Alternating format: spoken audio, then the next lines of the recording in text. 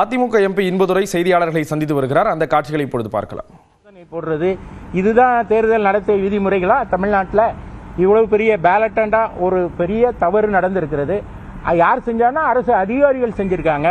அப்ப அது யார் சுட்டி தட்டி கேட்பது என்ற வகையில் அது மிகப்பெரிய வயலேஷன்கனால நான் தேர்தல் ஆணையத்தில் இது குறித்து அதிமுக சார்பில் புகார் மனு அளித்துள்ளேன்.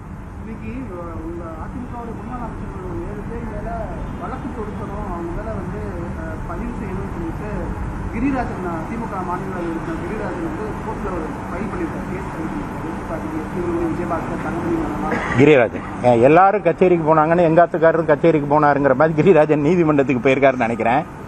அதாவது நான் விவரமா சொல்லணும், நாங்க நீதிமன்றத்துக்கு போனோம், நேரு மீது அந்த நடவடிக்கை எடுக்கணும்னு. ஏன் போனோம் அப்படின்னா, அமைச்சர் நேரு தன்னுடைய டிபார்ட்மெண்ட்ல அப்பாயின்மெண்ட் போடும்போது அதில் மிகப்பெரிய ஊழல் நடைபெற்றிருக்கிறது அப்படின்னு நான் கண்டுபிடிக்கல, ஈடி கண்டுபிடிச்சு, அமலாக்கத்துறை அவர் சம்பந்தப்பட்ட. அதிமுக எம்பி இன்பதுரை செய்தியாளர்களை சந்தித்தார். அந்த காட்சிகளை பார்த்தோம்.